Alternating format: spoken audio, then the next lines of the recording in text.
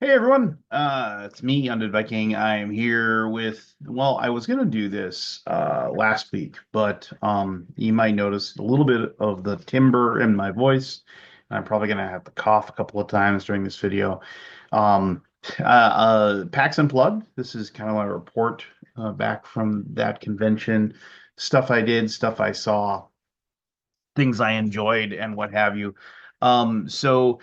Uh, I came home with some con crud. That was never the best, which is weird because, well, it isn't weird, but I was very, very careful at every single convention I went to this year, and made sure that I was taking vitamin C tablets, and made sure that I was washing my hands and whatever. And I felt like I continued doing that really, really well this time around. But maybe it was just kind of one of those where when you go to several events, eventually you roll a one on your 20-sided die, and you don't save against Concrud. So I came home with a little bit of a bug, and this one's had some staying power as far as just I haven't really felt bad except for like 1 or 2 days, but um, there's a lingering aspect to it. So let that be a lesson to you. If you're going to go out to any convention, take it seriously, wash your hands, use hand sanitizer, take vitamin C tablets, and just take necessary precautions that you feel comfortable with. That being said, PAX Unplugged was a very fun convention to go to. I ran into a ton of people that I hadn't seen in a long, long time. As luck would have it, people like Dan DiLorenzo, who's over at R&R Games. I hadn't seen him since prior to um, COVID, like 2020. It had been many, many years, and this is a guy that I've sat down and played games with, and had laughs and had jokes, and enjoyed each other's company. Now, I mean, we definitely connected online and whatever, but in person, I had not seen him in several years. So it was very, very nice to run into him and have a really, really nice long conversation with him. And then the same goes for several other people that I had not seen for quite some time. That was very nice. The crowd was, I mean, I think they said 40,000 people were in attendance at PAX Unplugged, but it never felt overly busy. It never felt overly congested. The people that came to our booth, they were, very kind, very supportive. I think we sold pretty much everything that was at our booth by the end of the show. We, had maybe a couple of boxes of games left over, and we brought a healthy amount as well. So, um, that was really good too. And plus, a lot of people came to the booth and they asked about Last Light, and they asked about when they would receive their copies, and they've been waiting very patiently to get their pledges. And nobody was like rude or anything. They were very kind, and very understanding, very patient with the situation, and a lot of compliments as well, as far as the productions and our company and whatever, and that's always nice. There was even a few people that are on the Gray Fox Discord that were in attendance that took the time to come over and say hello, people that I've had play tests with me or I've had interactions with on our Discord. And if you're watching this and you're wondering, well, how do I get on the Gray Fox Discord?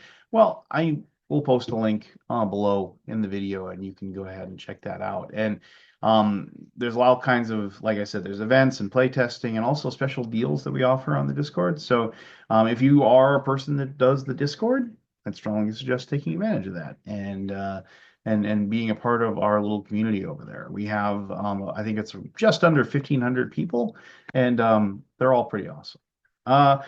Other things about PAX Unplugged, I was wondering if I was going to end up picking up any games or anything, as far as gifts or what have you. I did end up picking up a couple of gifts for a couple of family members. I can't really say those out loud because my kids, I believe, watch these videos, so I'm not going to actually say those things out loud. But I did pick up a few things that I felt they were going to want and enjoy. you know, a couple other things in the like everybody always says, oh, the food in Philadelphia is amazing, and I have to completely and totally 100% agree. Of all the places that I traveled this year, nothing matched the level of food as far as taste, as far as quality, as far as and quite honestly, value as well. Nothing matched it. A few things come close, especially in Dallas, but nothing matched Philadelphia for me. Um, this marked like probably the whatever 100th or so convention I've gone to where I haven't really sat down and played games with people. And I know people always say, "Oh, we got to get together and play a game next time we see each other at a convention," and that just doesn't seem to happen. Again, I did not get a chance to play any games. I mean, the only convention that I really ever sit down and play games is in Dallas at BGG Con, and I mean, and quite honestly, I mean, I think that's just because of the people that I know there and the events that they have.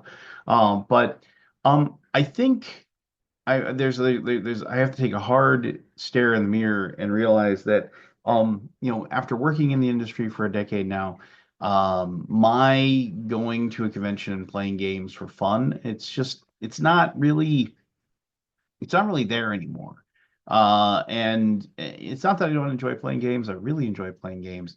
It's just after I've gotten up in the morning, had breakfast, sat at a booth for 8 to 9 hours, then prepped the booth for the next day, and then gone and grabbed something to eat, I am completely wiped out. I don't. I mean, I've interacted with dozens, if not 100 people in some way, shape, or form during the day. And as much as I enjoy seeing people that I know and sitting down and playing board games, at that point, I'm mentally taxed out, and I actually just enjoy going back to my room, calling my wife, calling my kids, having talking about what happened that day, talking about what happened, and then turning on a movie or something, and then curling up and falling asleep. So I can do it again the next day. I'm not complaining by any way. I love my job and I love going to conventions and I love the interactions with people. But one of the casualties of working in the industry is the fact that I don't really like have that social game playing aspect that exists at conventions. I have it personally with my friends, with my family, with my annual like kind of gaming weekend slash kind of convention called the Gathering of Vikings. That happens every February here up in Moorhead, Minnesota. If you live nearby or if you want to travel up to Moorhead, Minnesota for it, you're more than welcome to come to the Gathering of Vikings. But uh, it's just not my thing, and that's fine, and I'm okay with that. So. There you go. If you were at PAX Unplugged, could you please tell me why you didn't stop by my booth and say hi? Or if you were at PAX Unplugged, tell me about a game you played. Tell me about a game you picked up. And since we're getting close to the holidays, why don't you tell me about a game that you're hoping to get as a gift over the holidays, or a game that you got somebody that you care about that you're giving as a gift as well. As always, thank you very much for taking the time to watch this video. Please hit the old like, subscribe, and the two hickeys on the bottom. And until next time, I'll talk to you later.